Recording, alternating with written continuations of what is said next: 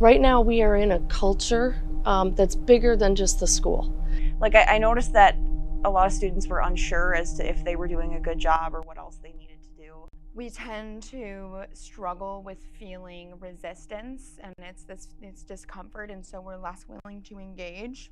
A lot of students that were very vocal in the classroom never said anything. My concern is maybe it's despair. To me, despair means, you know what? I've tried in the past. I keep hitting a wall. I'm not getting any further, any faster, and I give up. Dozens of reports from teachers and other educational organizations are saying that students aren't doing well in the slightest. There's no definitive proof of this, but there comes a point where the sheer amount of anecdotal accounts become a noticeable trend. Here are some of the teachers at Royal Oak High School's thoughts on that. It was interesting because while I was teaching during the pandemic, things seemed okay. And then the year after the pandemic, I really noticed a big shift. It was really interesting because I taught pretty much completely in person, and we only had like maybe a month total of virtual time. And there was such a huge difference between being in the classroom and being virtual. I noticed like a lot of students that were very vocal in the classroom never said anything. No one ever turned their cameras on. I had to, even like my teaching style changed. I had to find different ways to get people engaged, and it was just completely different. And the entire vibe of the class was different between in person and virtual. It felt like a completely different group. Sure, I definitely think COVID has affected it, but I also think there is a large feeling of entitlement. As a teacher, the thing I struggle with as an elective, teaching art, photography, things that I hope, one, kids chose, and two, that they would enjoy on some level. I find it completely discouraging and surprising when I'm showing a YouTube video about how to use a piece of equipment, and I find that probably at least a third of the class would rather be on their phone watching a video. You know, I think it's easier to look at a screen than it is a person in the eye. I think all those things are working against our kids now. I came in right before the pandemic, so this is my 5th year at Royal Oak, and I saw that there was a lot more focus, or at least an acknowledgement that like even if school wasn't your thing, that like school was something that we all did. It was the shared experience. We knew you got like the minimum stuff done, and now there's this tendency to like tap out immediately, or when things get like slightly inconvenient or difficult, we always kind of revert to, well, I can look it up and I can do this, that, and the other thing. And there's less of a willingness to, or I should say less of a perceived willingness to like really engage with the subject matter. And I think that that's a little bit concerning, especially because ultimately we want people to be able to think for themselves and do things on their own. And when students are reluctant to participate in that, it makes, the job of teaching a little bit more difficult. So, what do you propose we do about this? Like I feel like students are still very good at reading, but different types of reading. Those skill sets are still there, but I think they're just used in different contexts. And I think if we bridge the gap between that and start pulling in different resources, it might help with like literacy increasing. So I think like adapting the materials and kind of just seeing how things change over the years, getting kids more used to reading digital texts or getting them used to more physical texts too, will kind of help bridge that gap that we see in proficiency.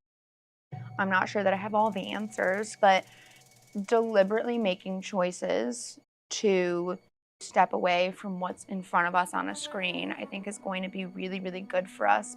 I also think reform in schools would be really nice, to have less of an emphasis on like standardized testing. I think that that is something that we don't need. I think changes in education like that and some more firm boundaries with our technology would go a long way to helping the issue. On a systemic level, we need to change how we teach. These new generations are completely different from our own, and we cannot expect the same educational system to work centuries into the future. What you can do for yourself is immerse yourself into reality. It's worked wonders for me and many others.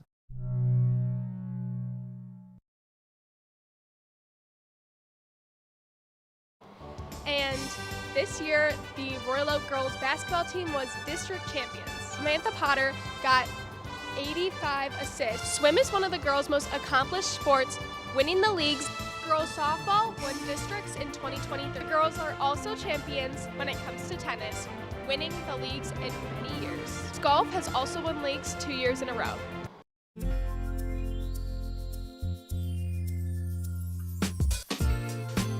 About women's sports is that typically women are some of the most powerful people you'll ever meet, because even with sports and even with all of the things that we go through on a daily basis, we overcome it, and we're still pretty boss-like. That's including professional women who go on and have multiple children and still go out and are better than most other humans in general.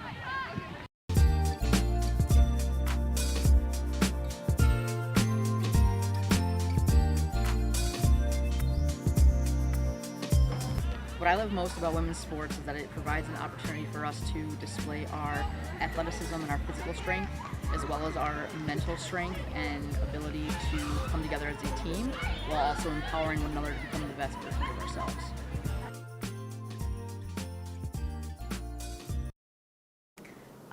Well, for soccer and swim, we don't really have student section, and most of the time if we do, it's like really small and no one's really there.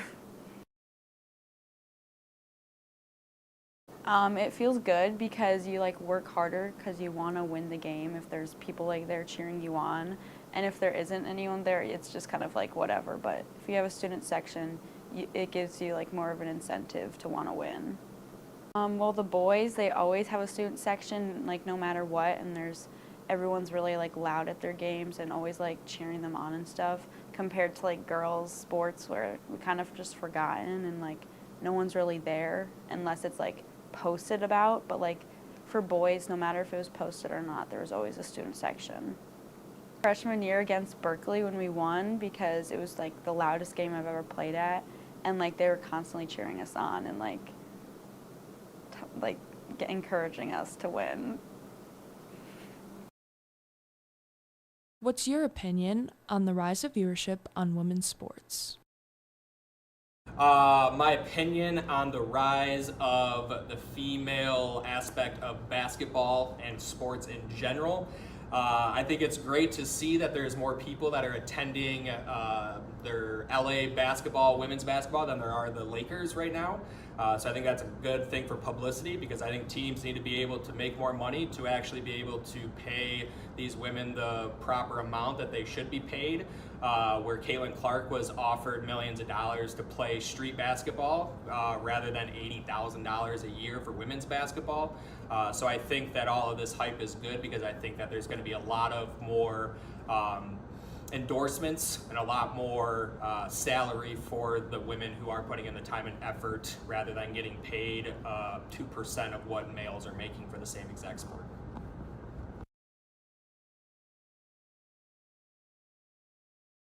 Many cities lack green spaces and are a jungle of vast urban sprawl. Royal Oak is not one of those cities. It is home to 51 completely free public parks.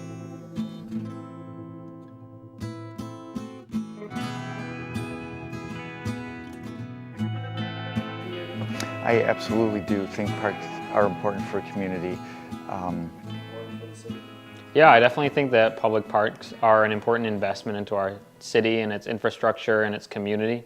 Yeah, I think public parks are really important for the community and such. I think public parks are very important for a city. It provides just a way for anyone really to just be outside and get their energy out. And if you're like, man, I want to go outside, but there's nothing to do, you could like just go to a park and there's like at least 10 things I can think of that you can do at a park. Literally climb anything. Like you can climb a tree, you can climb a pole. Some of those parks have those like spinny things where if you go on it, it will spin around. Parks also have, I don't know, like dirt. Literally, I've played around in dirt before.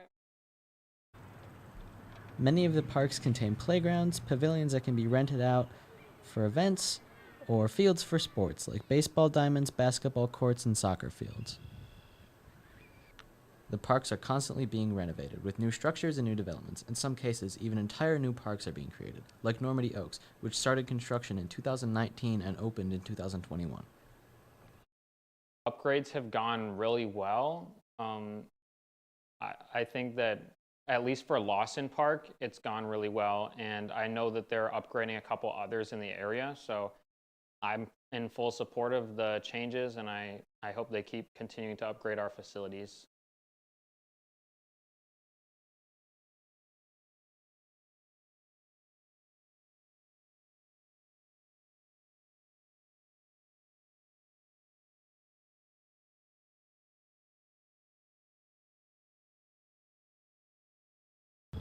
Normandy Oaks Park helps the surrounding environment because of its focus on natural preservation. It has a pond that allows for plants and animals to live in what would be similar to their natural environment, increasing the biodiversity of an urban area, as well as gardens that help protect the Clinton watershed by consuming rainwater to help their plants grow.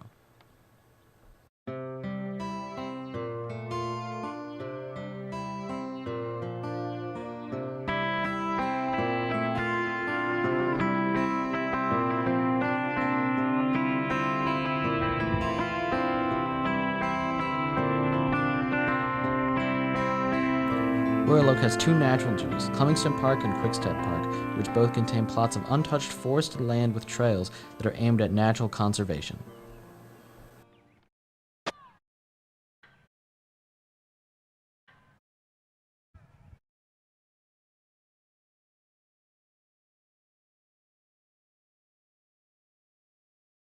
And parks.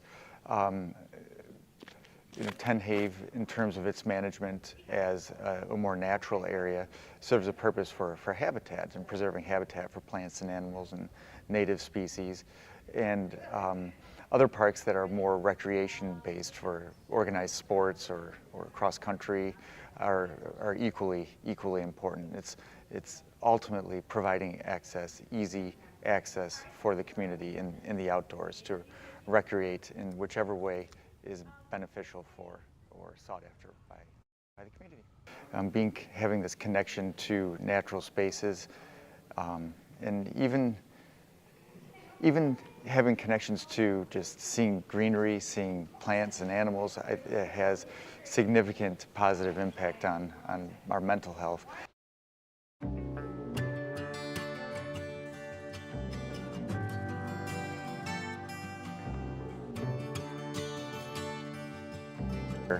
And we live in a time right now where sprawl is everywhere. And by sprawl, we mean just development is moving further and further and further out. And as communities begin to grow in not just Royal Oak, but in other areas throughout town, I think integrating green spaces into the that kind of city plan, into the overall development of the town is essential to make it a more livable and desirable. Do you like chicken tenders? Yes! Yeah. Say that I'm a fan of chicken tenders. Yes, I do. Yeah. Yes. Yes! I love chicken tenders. We love chicken tenders. Today, guys, we're looking for the best chicken tenders in and around Royal Oak. Let's go.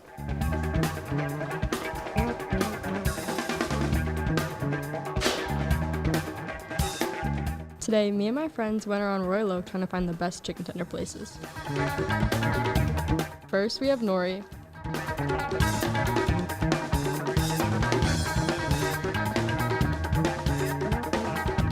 Describe Nori. Okay, so Nori, it's like a little place, and I like that. It's really cute inside. Like, they have a table, and it has like a bunch of stuff in it covered in resin, so it looks really cool. I like the atmosphere of it because it's small, it's never crowded, so it feels very like homey. Describe the different options. So they have the big thing they have there is they have a lot of different sauces, so you can either get them plain. I like getting the soy garlic sauce, and they also have different like spicy sauces. I'm not a spice fan. Describe what makes chicken tenders such a lovable food. What makes them lovable, I think, is like the simplicity of it. You know, it's just chicken and breading, something like I feel like everyone loves, and they're so like they're easy to make, so a lot of places have them. So I think it just becomes like a comfort food for people, which I think is a great thing.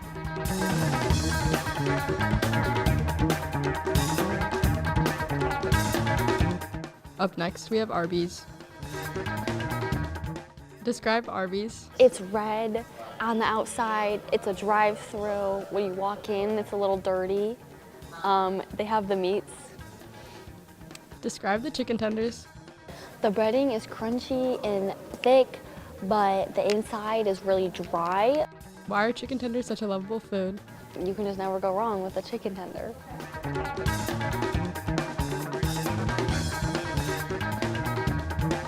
And lastly, we have Dave's Hot Chicken.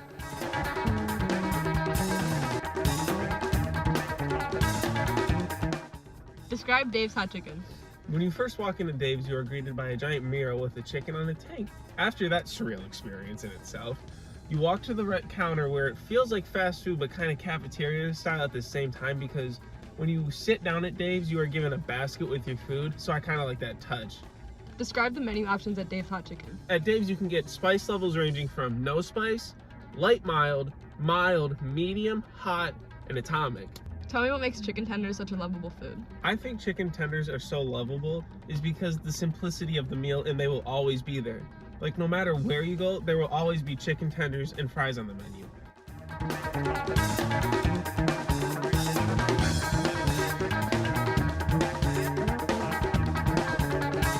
I would give Noi a 9 out of 10. I rate it a 5.7 out of 10. I rate Dave's Hot Chicken a 10 out of 10. And the best chicken tender place is Dave's Hot Chicken.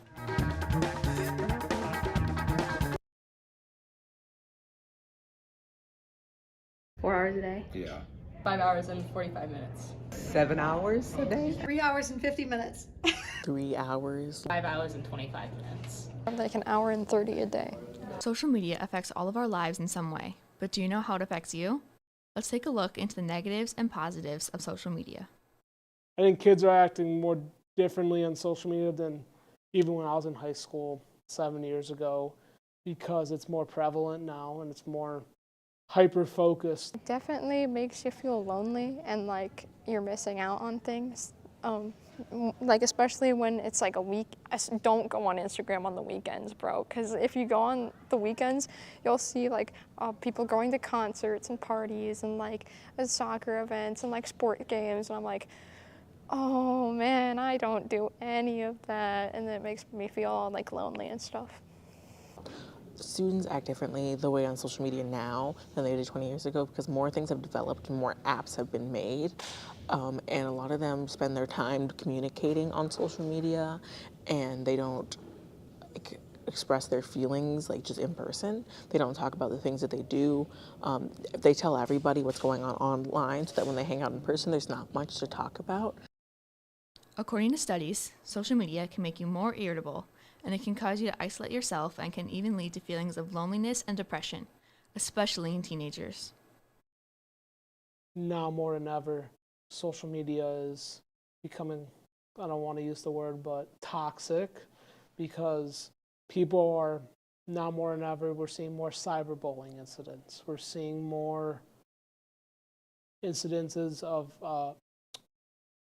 lack of self-imaging, bad self-imaging due to celebrities and all kinds of stuff, and I think that's the negative light of social media. I do think that I spend a lot of time on it. That's because the app's supposed to do that, and that's why I think it's bad, because the apps are literally designed to keep you addicted instead of just being something that like you just pop on really quick to see what your friends are doing. You pop onto it, and then you end up spending hours on it when you're not supposed to. Like I said, positive and negative aspects. I think it does affect everyone's everyday lives, because now more than ever you're seeing more kids affected by it every day. I would have to say I do feel guilty when I use social media. I'm on it like a lot more than I should be. Should be like socializing with my friends like in person, getting outside and stuff. But sometimes I can't, and so it's just nice being able to talk to them and hang out and see what they're doing in like my own time. Oh my gosh, yes. Like there's been countless times where I'll go home from school and I'll just plop onto my bed, and I'm like super tired, and I'm just like, I bundle under blankets and I like doom scroll for like 20 minutes. I feel guilty sometimes for being on social media too much, because it can also cause me to maybe be running a little bit late for work, or maybe spending a little less time with the people I love. More than ever now, we can communicate through social media. I think it's really good for some kids who may be a little bit more socially awkward as far as just only can communicate with their keyboards. I think that gives us some opportunities to reach new horizons and talk to some people that we maybe don't feel comfortable talking to in person, just to broach a friendship at first. I like social media because like it's something that I can do that like I can learn new things from, or I could just find out new things. It's good because you can reach out to people that you like normally wouldn't have. You know, like I can talk to kids I don't have classes with anymore. My favorite part about social media is being able to choose what I see. I can be able to pick exactly what I'm seeing, and if I don't like something, I can just click the not interested button so my feed is correlated to what the things I like. As you can tell, social media has both negative and positive benefits.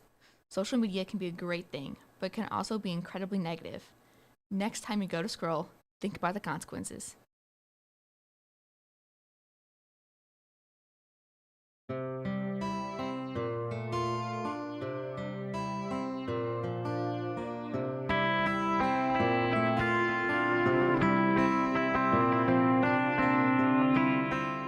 Makeup is a staple in many girls' routines, so I wanted to dive deep on how it can affect girls and the reasons for wearing it.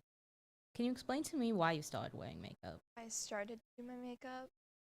I guess at first it was more of a thing to fit in, I guess. But more recently, I think it's been a thing for me, at least, to make myself feel more confident. Explain how makeup can have a calming effect. Well, I feel like the most calm it brings me is when I'm doing it. So usually I'm doing my makeup in the morning, getting ready for school. So it's just a second where I can sit there and kind of debrief about what I need to do for the day. So thinking about if I have any missing assignments that I need to turn in, or if I have work, what I need to be doing when I'm at work. Explain to me if you think that makeup can have a negative. It can if people feel that they need to wear makeup to feel, I guess, pretty or confident in themselves, or if people feel compare themselves to people wearing makeup and I don't know, start to look bad about or feel worse about themselves. But if you're just wearing it because you want to express yourself or you just like the way it looks, then I don't think there's any problem with that. Due to makeup becoming such a staple in people's routines, it becomes somewhat of a need for those people. Due to this, brands are able to charge very high amounts for products. With going to Ulta, I spent over $50 on just a handful of items. But the relationship with makeup has grown with people has shown that people will buy it. When interviewing my friends, I learned their relationship with makeup. I always just kind of feel better about myself. I try not to hold all my self-confidence to my makeup, but when I'm wearing it, it just gives that top-tier feeling of myself. Well, it's definitely made my daily routine a bit longer, for sure. You know, I show up to school a bit later than usual. I really like to take my time in the morning, so I guess that's kind of affected it. If I didn't have to do my makeup, I'd probably be up and out of the house in 10 minutes. Makeup is a great way to learn to express yourself in many ways, but it can also lead to a toxic industry. I do. I feel like beauty standards and the beauty industry are very much influenced by the makeup girls wear and the importance it holds on girls to wear makeup and to know how to do makeup. And so I don't love the makeup industry itself, but if you can use makeup to find yourself, or if it's something that calms you, then I think it's a good thing, but the industry itself is really toxic. Well, I think the beauty industry is obviously already messed up as it is, and it just really creates these higher expectations for women, especially.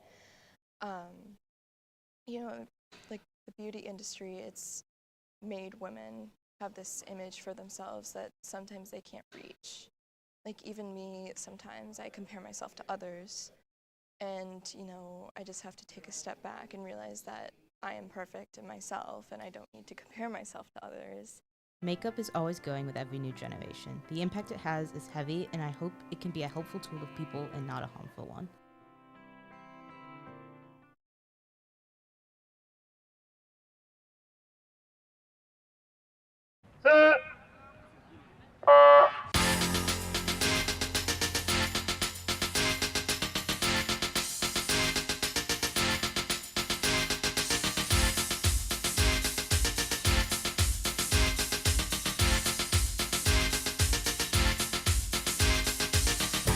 Track and field is the sport to watch during the spring. It is filled with excitement, competition, and amazing performances. I interviewed 4 different people about the sport and what we can learn and take away from it. What drew me to coaching track and field, I almost can't even answer that because I can't remember a time where I didn't want to be a track and field coach. I started to run track so I can get faster for my other sports.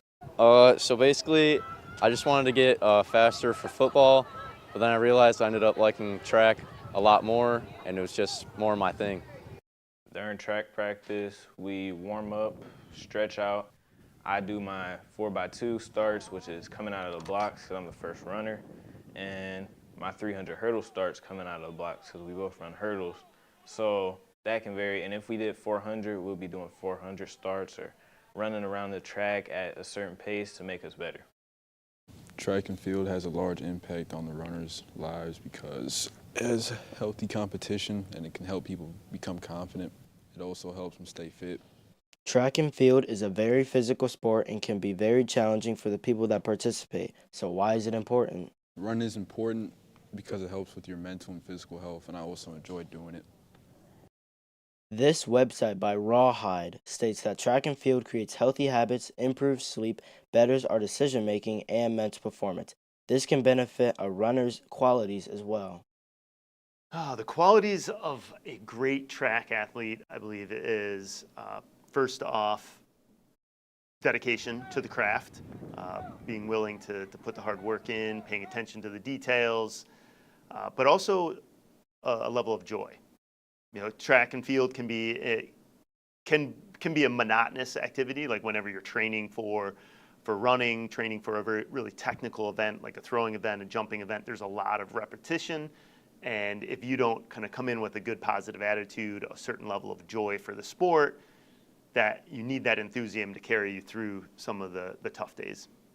Someone could benefit from track just by becoming more social, getting some new friends, having a new experience, and no one that joins the track team dislikes track. So track is beneficial to anyone because it teaches life lessons.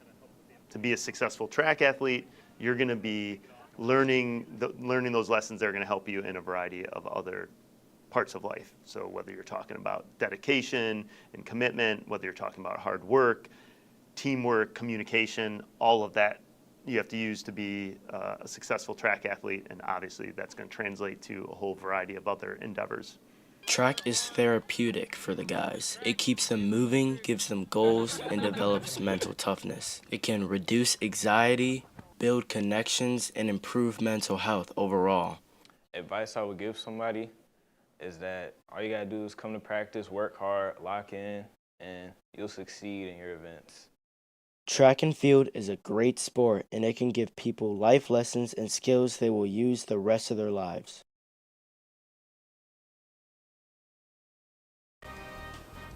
MSU basketball, the crown jewel of MSU athletics and one of the most coveted college basketball programs of all time.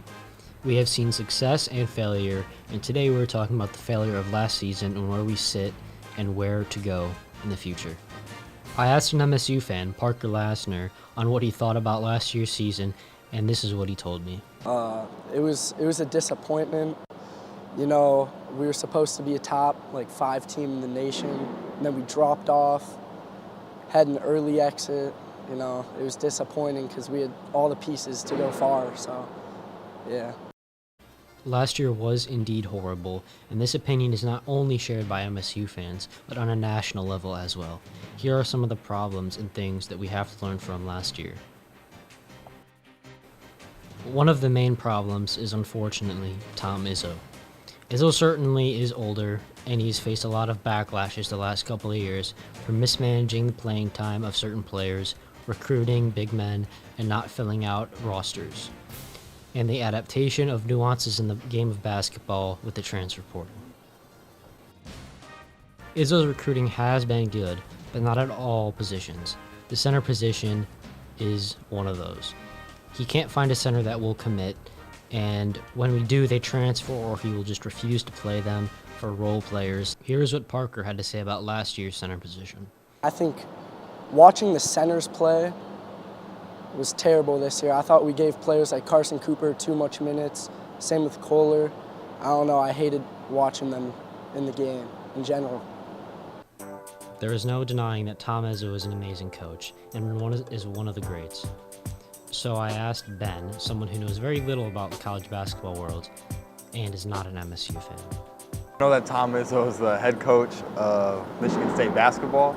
I'm pretty sure he's been there for a minute, and I know he's got a son on the team too. That's about all I know. Now let's ask Parker how he feels, despite last year's season. You know, I like Tom Izzo. People thought he had an off year, but I'm going to trust him. He's always been a good coach. I think he'll keep recruiting good players. Let's hope he does keep recruiting good players, because that brings us into our next topic, future recruiting. I also asked Ben, a student athlete, what would drive him to commit to a school like MSU? I would say the location of the school, the past of the school, and I guess how current people feel about it. Recruiting has been effective and good at filling much of the criteria Ben mentioned, but there is another way to acquire players now that Tom Izzo is not utilizing enough: the transfer portal. The transfer portal had taken the basketball world by storm and is now a part of the offseason process. Cam, a college basketball fan and Michigan fan, tells me about the benefits of the transfer portal. I think the transfer portal is a great opportunity for players to reach different colleges, different skills levels, different coaches, so they can improve their game. Izzo has been too selective and needs to embrace change in the world of NIL and the transfer portal, and I think he is starting to realize this after he has picked up 2 players this year in the transfer portal. What doesn't need to change is the recruiting of guards. Right now, MSU basketball is a guard school and has been for the last few years. But it was not always a guard school. Once, it was a school of physicality and rebounding. Jaren Jackson Jr. is a perfect example of this, an MSU player that won NBA Defensive Player of the Year last year. Jaren Jackson Jr. was recruited out of La Lumiere High School, a school in Indiana. Izzo is at least looking at 4 players from La Lumiere High School that could be big for us in the future. The top prospect is Jerry Easter, but all of them could be big for us in the future in contributing roles. Finally, I asked our MSU fan, Parker Lassner, on what his hopes and dreams were for next year's team. Next year's team, I'm not going to get my hopes up, but I think we have some good players like Cohen Carr, Spears. I think we could have a good backcourt.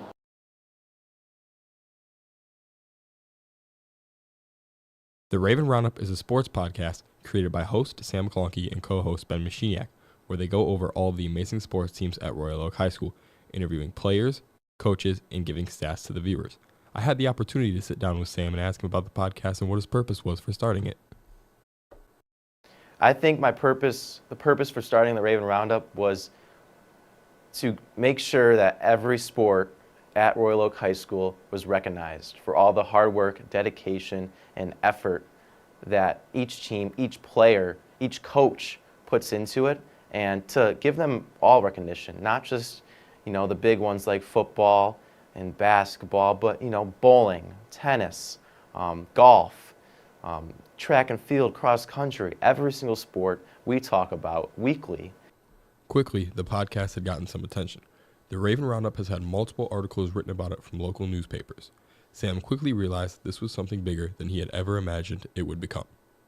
I want this podcast to continue on for the rest of the Royal Oak High School's existence. I mean, hey, the logo can change, the name might change a little, but I want a podcast here for the rest of the time that talks about Royal Oak sports, Royal Oak High School sports, in all of them and recognizes all the sports. When Sam first had the idea of a sports podcast, he ran the idea by Mr. Conrad, a teacher here at Royal Oak High School who teaches all the film classes and now oversees the podcast and helped guide Sam and Ben through season 1. My immediate thought was, let's do it. Sam came to me with an idea, just said, don't say anything, just watch this. It was the trailer that he already produced for the podcast. I saw it, I can tell he already put a lot of time into it. He already had a co-host selected. He had a graphic and a logo. At that point, how can I say no? I've been wanting to do a podcast for years, and he just took it and ran with it. In episode 4, Ben interviewed M1 Griffin's captain, Kyle Passwater. Here's what he said about his experience with the Raven Roundup. The Raven Roundup, it was awesome, honestly. It was cool getting my name out there, me and my team. We were having a lot of success early on, so just being able to go on the internet and round up in front of the whole school, just talking about it was really cool. Ben and Sam did a great job. They were really flexible with the questions and, did some good editing when I messed up my response or something. So overall, it was just a great experience. The first episode of the Raven Roundup was posted November 29th of 2023. Since then, Sam and Ben have posted 17 episodes. Here's what Sam and Mr. Conrad said their favorite parts were from season 1. I mean, me and Ben just have a good time talking in the studio, just, whatever. We're talking about fruit snacks, talking about just random stuff that happened over the weekend. But then I also love interviewing these coaches and these players that really appreciate it and have a good time too. So I love both aspects of it. But then I also love setting up the interviews, editing the interviews. Sometimes it's a pain, but in the end, you see it all come together. You see it on Spotify, you see it on Apple Podcasts, and then you see it and you can watch it on YouTube. I really enjoyed the episode with the bowling team and Coach Milazzo.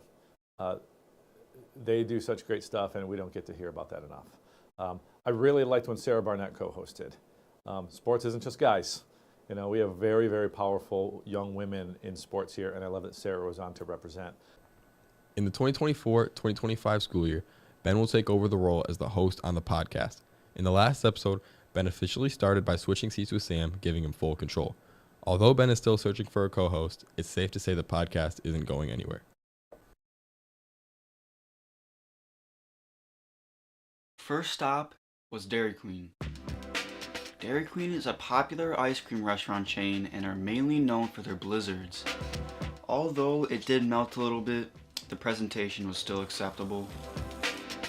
I like this milkshake. It has a very creamy taste and texture. On taste, I'll rate it a 6 out of 10. It wasn't the best, but it wasn't bad by any means. On presentation, before it melted, I rate it also a 6 out of 10. For now, I'll rank it at number 3. Have you ever tried making your own chocolate milkshake before? Yeah, I have. I've done it a couple times, and it's pretty easy to make, honestly. Do you prefer classic chocolate milkshakes, or do you like to try unique flavors?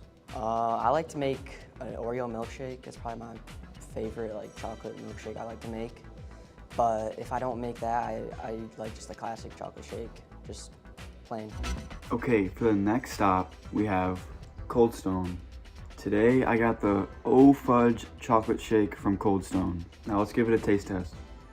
This milkshake is very creamy. Based on presentation-wise, it has a little bit of whipped cream on top. So I'll rate this a 7 out of 10. On taste, I would probably have to get this an 8.5 out of 10. This is very good.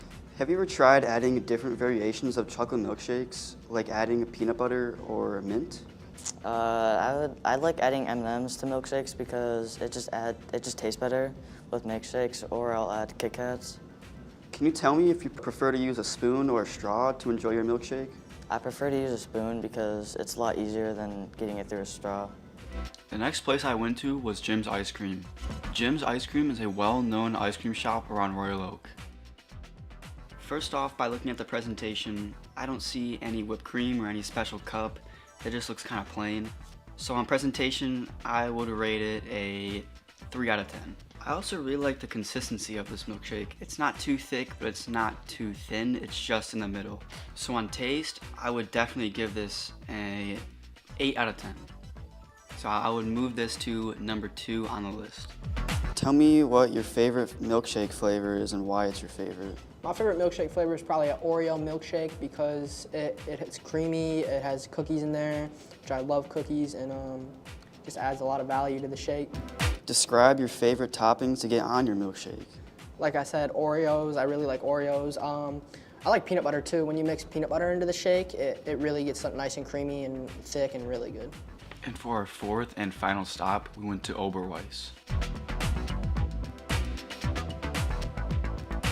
Looking at the presentation of the shake, they give us whipped cream on top with a chocolate wafer cookie on top as well. And after examining the presentation, I'd give the presentation a 9 out of 10. This might be my favorite shake so far. It has a very silky, sweet, rich chocolate inside. After examining the taste, I'd probably have to give it a 10 out of 10. I'd put Oberweis at number 1. Explain to me why you prefer your chocolate milkshake to be creamy and smooth or thick and indulgent.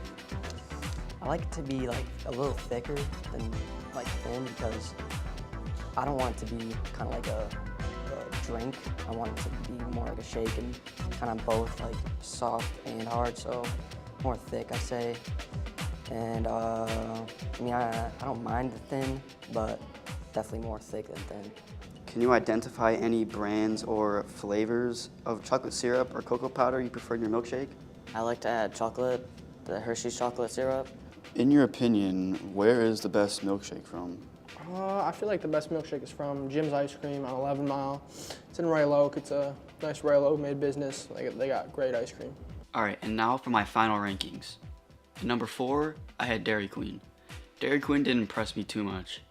The milkshake was just average and tasted like any other milkshake you get at a fast food restaurant. And at number 3, I had Cold Stone.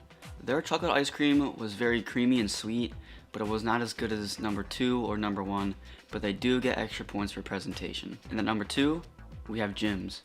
Jim's really impressed me. They had a unique flavor of chocolate syrup that I really enjoyed. Although they didn't have that good of a presentation or any whipped cream or anything on top, the taste really makes up for it. And then finally at number 1, we have Oberweis. Oberweis's ice cream had a very nostalgic taste to me because it reminds me of me getting ice cream when I was younger. Oberweis scored high on presentation and taste as well. I highly recommend this shake to others.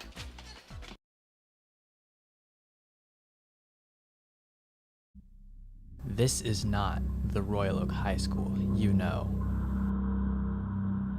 This is a place to hide things that we don't know what to do with.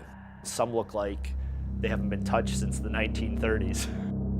The original intent is long lost. Instead, we have just this massive network of tunnels underneath our school. It doesn't seem like anybody else from that era knew anything about the tunnels. I sometimes refer to it as the place renovation forgot. You can still see the old Dondero paint done back in the time. Oh, now we'll actually be able to open the tunnel between Dondero and Kimball. This massive tunnel is rumored to be under Royal Oak, but how much truth does this legend hold? It's funny, other than getting this email, I'd almost forgotten in some cases that they even exist, just having not seen them for so long. I know that there were rumors here that the tunnels will take you all the way to literally Crooks and Normandy, all the way out to the building out there. I've heard that rumor. I've heard rumors that there's tunnels that will take you from here all the way to the football stadium. I think that would be fascinating to discover. But I don't remember going in any tunnel. But people from the late 80s have said that they did. I had no personal knowledge of any tunnels, but some of the comments sounded legitimate, that they did use them for fallout shelter, and one person commented they went down there when a tornado hit right behind the school. Current status? Inconclusive. I hoped to find a giant tunnel in the documentation of yesteryear, so I took a trip down to the local Royal Oak Historical Society Museum to see some primary source documents. I found school-related information in newspapers, event programs, and books, all from over half a century ago. However, the only thing I found that holds any relevance is the identity of the architect of most Royal Oak schools, including Dondero, Frederick Madison, who unfortunately led me nowhere, as information on him is pretty hard to come by. There's an unbelievable amount of networking and depth And as far as room, just in case people would have been evacuated, like you said, for some sort of nuclear strike or some sort of fallout shelter from that. There's no actual functional use, so therefore, of course, students would have virtually no knowledge other than urban legend as to why this exists. I was in the meeting. It was a combined high school staff of the Kimball teachers, the Dondero teachers, and somebody cracked a joke in a meeting of 120 some odd teachers. Oh, now we'll actually be able to open the tunnel between Dondero and Kimball. In search of more evidence about the nuclear shelters, I headed down to the RO Public Library and spent some time in the local history room. Ultimately, everything I found was irrelevant to the rumor. This changed when suddenly... Fallout! Oh my god. Oh my god. I found it. This is all about fallout shelters. Kimball and Dondero are specifically declared to be fallout shelters. And Dondero's capacity is over 10 times more than Kimball. I finally had conclusive evidence that there was something big under the schools. I am now armed with what I need to examine this rumor firsthand. Oh, it gets dark now.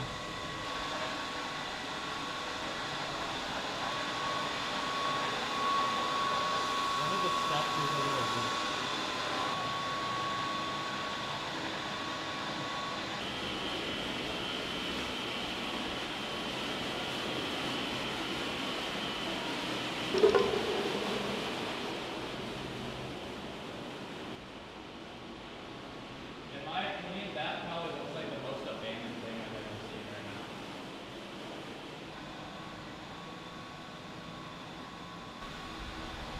Unless we want to go strictly, so I don't think there's anything else down there. Now, with the exploration I've done, the testimonies I've heard, and the information I've found, I must ask the question: is there a tunnel connecting Royal Oak Middle School and Royal Oak High School? I feel like we would, at some point, there would have been some sort of a discovery of it. I don't think so. No.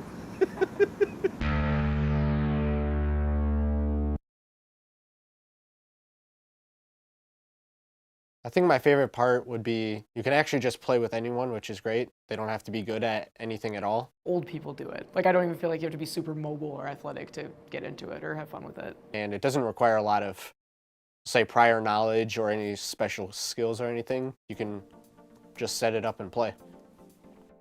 This is pickleball, the fastest growing sport in America with a 223.5% growth rate over the last 3 years. I'm going to be explaining the basics of how to play and showing others' experiences. To serve, the paddle has to be below the waistline and going up. It has to be hit over the net and into the square opposite the server. If it hits the kitchen line, then it doesn't count. Well, I like playing outdoors a lot better. I mean, I haven't played on a real court indoors, but I played on the gym floor. And it's a little different, but you have to have a different ball for it. There's indoor balls and there are outdoor balls, and they just bounce differently on different surfaces. But I like, obviously, outdoor. I like being outdoors. When you receive a serve, you have to let it bounce and then hit it back. Then the server has to let it bounce before hitting it back as well. After that, you don't have to let it bounce and you can hit it right out of the air. I like this paddle because it's an all-round paddle. So it's got a little power, it's got a little bit of spin and everything. It's got some grit on the carbon face here. That's why I like this one. But the biggest difference is some of them are lighter, the shape, etc. So this is more of, I've got a little tennis background, so that's why I enjoy this shape here.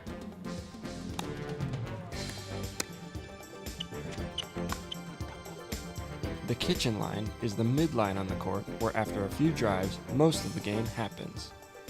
If you hit a ball before it bounces and you step in the kitchen, then that's a violation. Not only do you get to socialize, but I've been able to play with my nephews and my son. My son and I play all the time, and we've met pretty cool people playing pickleball. Lastly, we're going to talk about the lines. If a hit makes contact inside the perimeter lines, then it is counted as in. If it goes outside the perimeter lines, then it is counted as out. But if the ball hits exactly on the perimeter lines, it's counted as in. I mean, even if they've played ping pong or tennis, they'll still enjoy it. I think people should join pickleball club it's a good way to make new connections. It's like a good way to wake up, I feel like it really jump starts your morning. I think it's just so easy, and I have really bad hand-eye coordination, and I was playing it and having fun, and wasn't too terrible at it. I think it just is a good way to meet people, and a good way to even stay active and try something new. Thank you for watching. I hope you can start playing pickleball and see how fun it really is.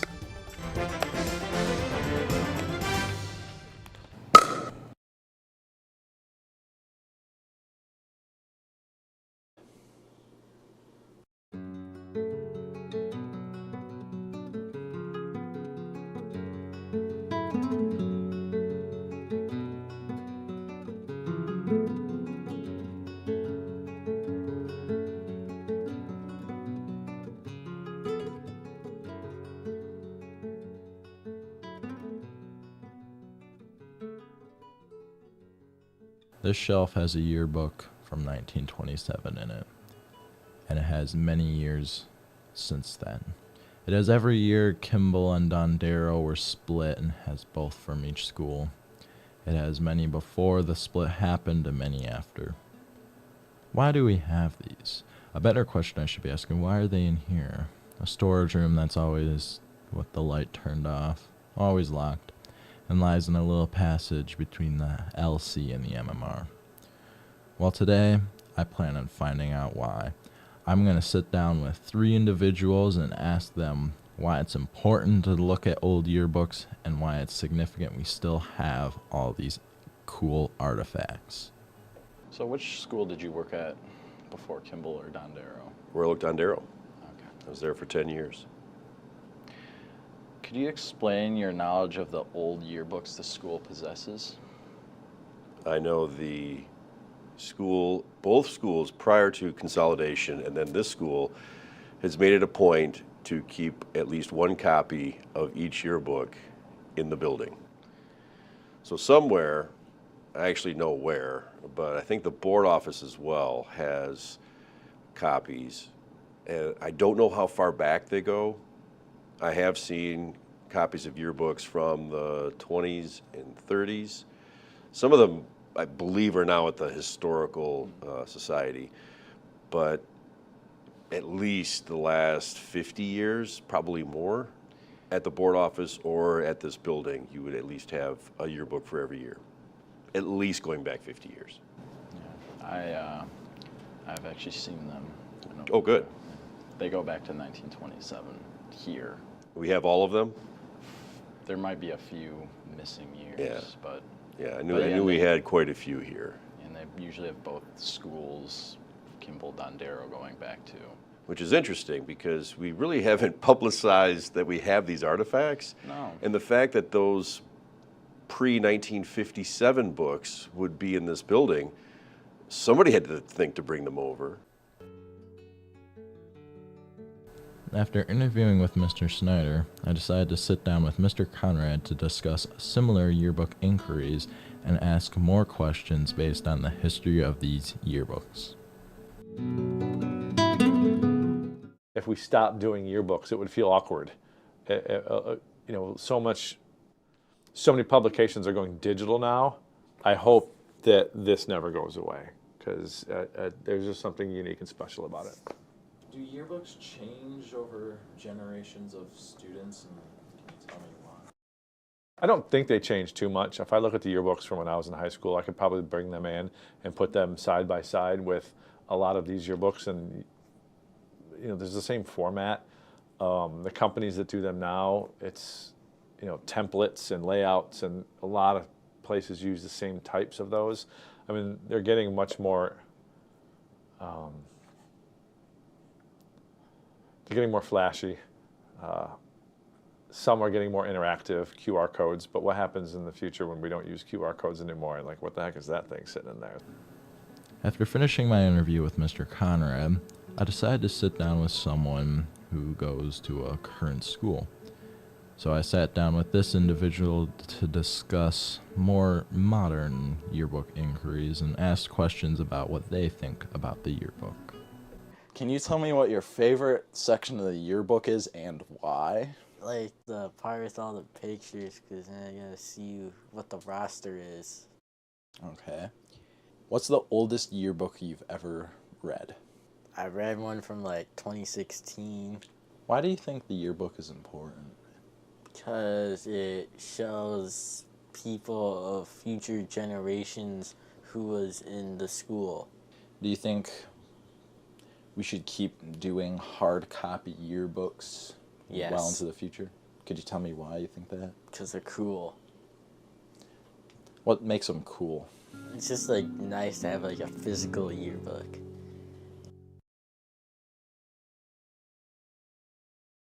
I'm on a journey to find out which chicken wing is the best among ROHS staff and students. What's your favorite chicken wing sauce? Lemon pepper. What's your favorite chicken wing sauce? Lemon pepper. What's your favorite chicken wing sauce? Buffalo. Barbecue sauce. Lemon pepper. What is your favorite chicken wing sauce? Lemon pepper. My favorite chicken wing sauce is barbecue. Barbecue sauce. Honey barbecue. Barbecue sauce. Buffalo lemon pepper. What is your favorite chicken wing sauce? Gotta go with buffalo. What's your favorite chicken wing sauce? It's gotta be barbecue sauce. What's your favorite chicken wing sauce? Ranch. Lemon pepper. My favorite flavor of wings is lemon pepper. Barbecue sauce. What's your favorite chicken wing place? Buffalo Wild Wings, I'll say. What's your favorite chicken wing place? Wingstop. Where's your favorite place to get chicken wings from? Probably just Wingstop. I don't go anywhere else. What's your favorite chicken wing spot? My favorite chicken wing spot is Wingstop. What's your favorite chicken wing spot? Oh, Buffalo Wild Wings, no question. What's your favorite chicken wing place? Wingstop. What's your favorite chicken wing place? Wingstop. What's your favorite chicken wing place? Buffalo Wild Wings. What's your favorite chicken wing place? Wingstop. What's your favorite chicken wing spot? Buffalo Wild Wings. Do you prefer dry rub wings or sauced wings? I think I prefer dry rub wings because it allows the chicken wing to be crunchy still. How do you feel about the school's chicken wings?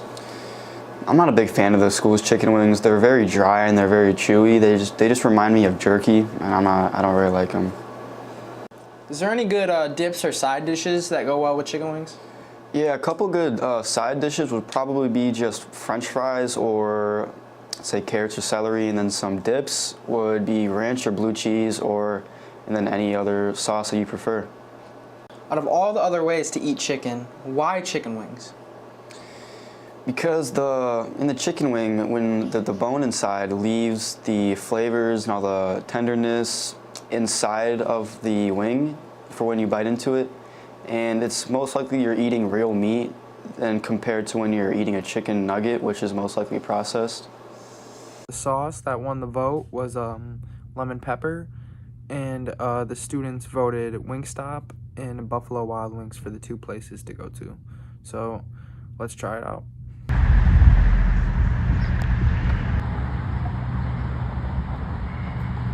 This is what Wingstop is looking like. It's got some big pieces. Also some small pieces, but that's fine. Okay, so let's take a big drum.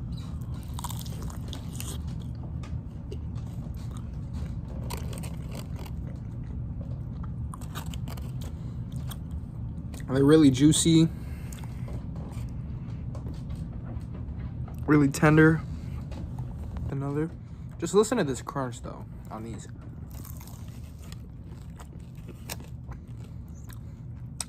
This is gonna give Buffalo Wild Wings a tough time. I'm gonna give these lemon pepper Wingstop wings a 9 out of 10. Get this video on Buffalo Wild Wings, baby.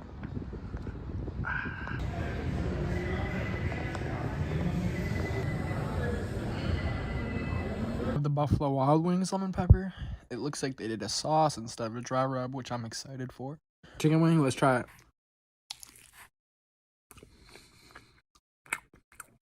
I really like the sauce that they do instead of a dry rub. It makes the chicken wing better. But It's less juicy and less crispy than the Wingstop. It's a little bit underwhelming. I would give it 5.5 out of 10. Wingstop is better. The only thing they do better than Wingstop is this delicious lemon pepper sauce on top.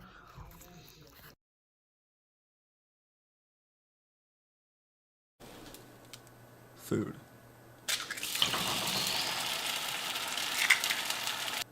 One of the most important things for any athlete. I wanted to figure out how much do athletes, specifically student athletes, take what they're consuming into account. I usually try and eat pretty well about just the meal before. I don't go into length about a day before, but the meal before I usually try to eat a decent amount and healthy enough. I don't take that much into account. I kind of like eat whatever I got, whatever my parents make and stuff like that. Or like after a meet, we have meals, dinners, so whatever they got, I'm just gonna eat it. So I don't take that much into account. I take it into account like a good amount. Like usually before soccer games, I think about what I'm eating like the day before, and morning before I try to eat good food, like carb load, try to give myself as much energy.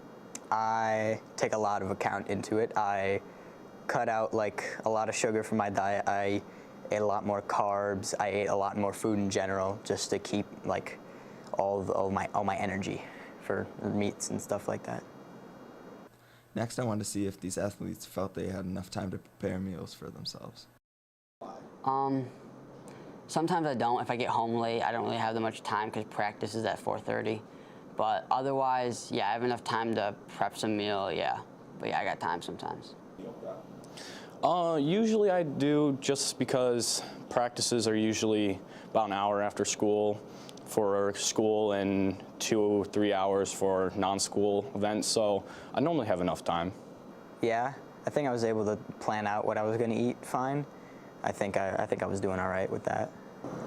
For golf and soccer, usually the practices are right after school, and I'm not really able to meal prep before soccer and golf because right after school I have to go straight there. I don't really have much time to eat.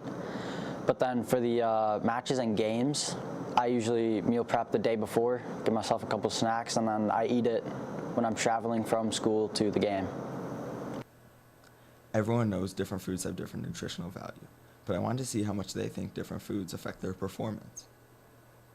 Yeah, I've noticed that if I eat or I don't eat, I tend to get cramps a lot more often, or I feel a lot less mentally prepared to play, and vice versa. If I eat well or I eat healthy, I tend to just feel my best and sharp.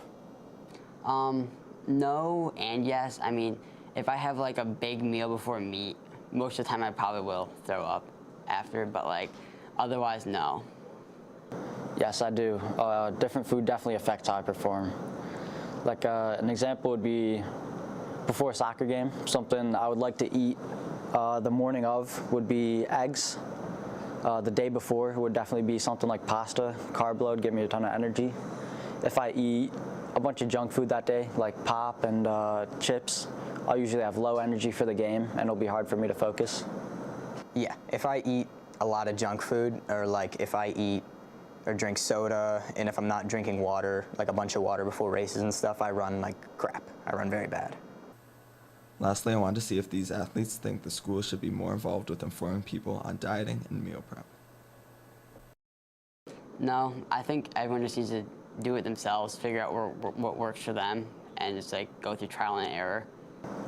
I definitely think they could be a little bit more involved with the lunch options that they give, like during the game days. So I feel like there could be definitely like a specific carb loading lunch. I know that that's like the Create with all the pasta that they give. But then the day of, it'd be nice to have like some sort of food that would just give us a ton of energy to get through the day, actually. I think it could help because a lot of students, when they play sports, they maybe just don't have access to the food at that moment, or meal prep is too hard, or they're too lazy to do it. So at least informing them and giving them some tips could really help them on eating healthy and performing at their best for their sport? Not really, no. I think it's not the school's job to plan your meals. If you're in high school, you probably have the ability to at least take your own health into account, so I don't think it should be on the school to do that for you.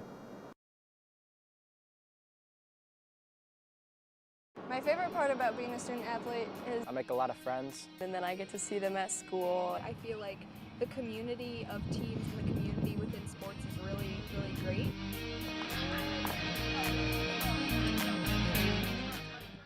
My name is Janie Labart. My name is Jordan Hills. My name is Sarah Barnett. My name is Luke Say. I swim, play basketball, and soccer for high school. I play golf, basketball, soccer, and unified soccer. I run cross country, I play soccer, and I do both unified soccer and unified basketball. And I play soccer and golf for Royal Oak High School. Outside of ROHS, I play for Detroit City Football Club. I play travel soccer with them. I swim in the summer, and I play travel soccer for ROFC. I play club soccer with Fraser. Yeah, I do play travel soccer for DCFC. I'm involved in student council. I'm the student council president. I'm in NHS. I try to go to Spike Ball Club as much as I can. I'm in Unified Club. I'm also on the Unified teams. I do student council. I'm a part of student council, NHS, and I'm also part of Spike Ball Club. On average, I would say I have about 2 to 2.5 hours of homework per night. Each night, I'd say I have about 30 minutes of homework. Being a student athlete, I think the hardest part is just maintaining balance, both for your academics, but also just for your mental health and your kind of sanity in a way. I feel like it's difficult to not get overwhelmed or to not get stressed, so just the difficulty of that balance and the organization just to make sure that I can get everything done and still have some time for myself is pretty difficult. Balancing time well, and especially if I do have homework at night, finding the motivation to do it after a hard practice. And just sometimes a late practice makes it hard to wake up the next morning early for school, so that's pretty difficult. I get really overwhelmed sometimes with the amount of stuff that I take on because I feel like I need to go to practice, but I also sometimes I'll be at practice and I'll be thinking about a giant assignment that I need to do and just kind of time management. The hardest part would probably be preparing for finals or midterms because practice is right after school and it takes a long time, so I don't have a lot of time to study.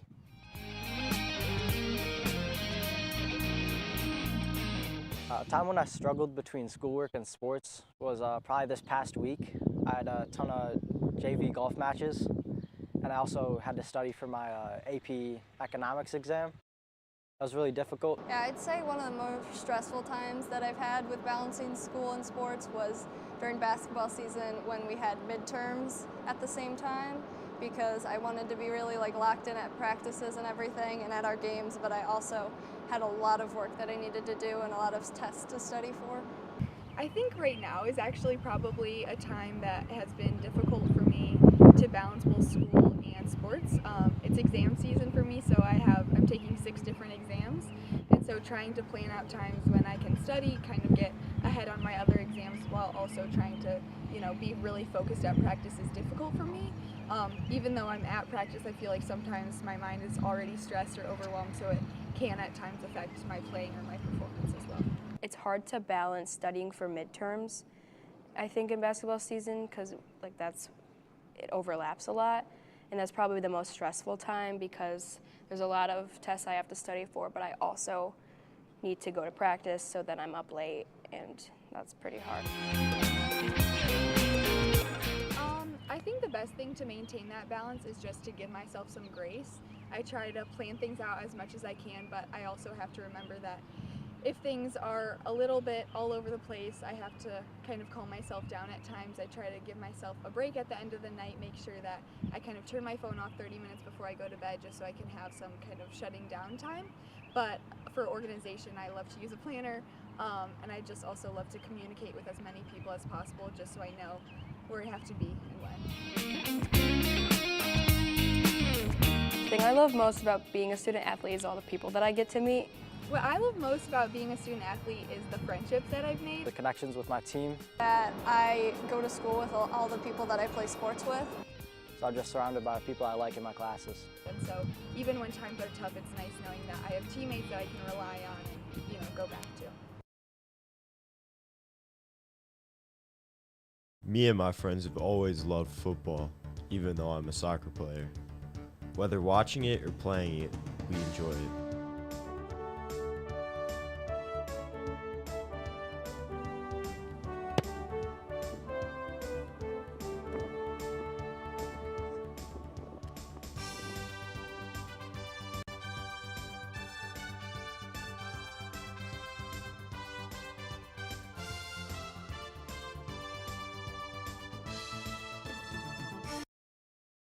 Let's go around the school and see what people think.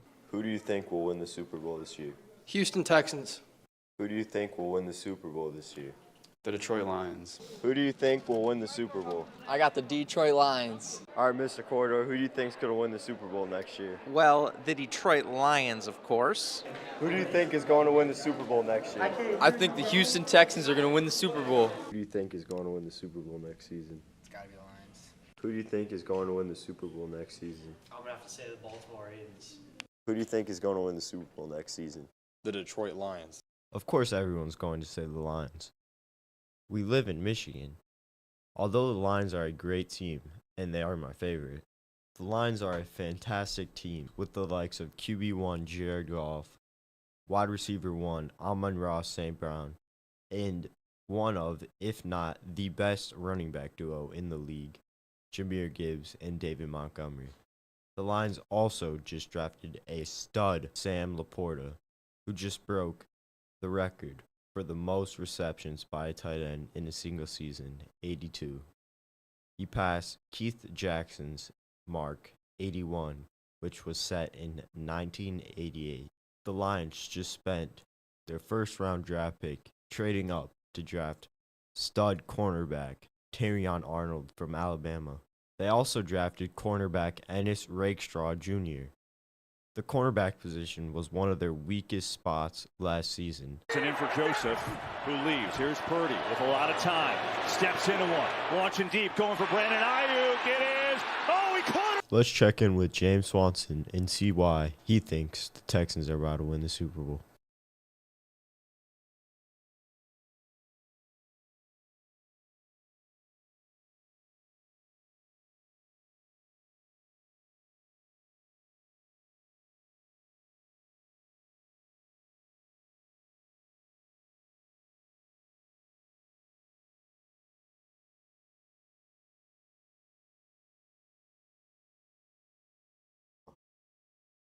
CJ Stroud is just a great quarterback. He can throw the ball as far as he wants. He could scramble. He has good pocket presence. He has a great offensive line protecting him. He has amazing weapons this year, which I feel like will help him. What will set the Texans apart from every team in the NFL next year? I feel like it's just their general star power that they got. They got Saquon, they have Tank Dell, they have Nico Collins, they have Stephon Diggs, they have CJ Stroud, they have Danielle Hunter on the defense. They just got a crazy team with absolute monsters, and they're going to make it really far this year. And their running back, Joe Mixon, is a great pass catcher. He could run the ball from the line of scrimmage. Just explosive running back. Let's go to Mr. Swastik's room and see who he thinks is going to win the Super Bowl. All right, Mr. Swastik, who do you think is going to win the Super Bowl and why? I'm picking the Steelers. I think they've always had a great defense, and holding them back has been their quarterback play, which now they have Russell Wilson and Justin Fields, so they have two good options. They drafted great for their O-line, so I'm going with the Steelers. How did the team fill their holes in this offseason and the draft? So I think a big problem for the Steelers was their offensive line, and they drafted 3 players, 2 that'll probably start right away. Plus their first-round pick from last year is a really good offensive lineman. And then obviously they added Russell Wilson and Justin Fields, and quarterback was just a huge issue for them last year and I think held them back. So now that they've upgraded, I think both of those positions will help them out a lot. How would you rank the Steelers draft? I'd say, like, if I gave it like a letter grade, I'd go with an A. I mean, like I said, they got those 2 offensive linemen. a center who can start probably for like 10 years for them, another tackle. They added a second receiver to a guy from Michigan who I think is really good, more alignment, and I would go an A because I think they filled like the areas they were weakest at. They filled them with some strong players. I personally think the Texans will win the Super Bowl. Who do you think will win the Super Bowl? And running underneath.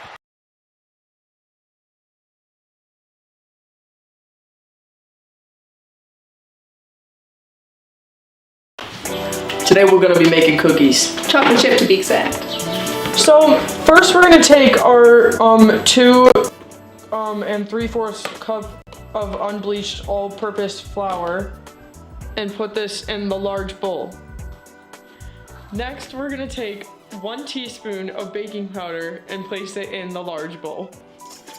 Now we're going to whisk the dry product together like so. You are going to put your room temperature 2.5 sticks of butter in another bowl. Now add 3/4 cup of sugar to the butter.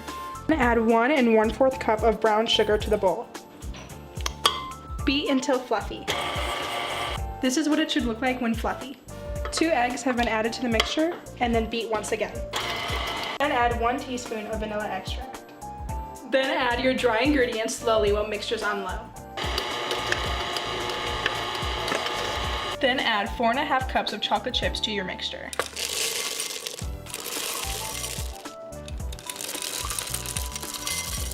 Then mix. Chill for at least an hour. Preheat the oven to 350 and roll your dough into about these size of balls. Place it on your baking sheet and repeat. Put them in the oven for around 10 minutes until they appear golden brown. Let them cool for around 5 minutes and then you have chocolate chip cookies.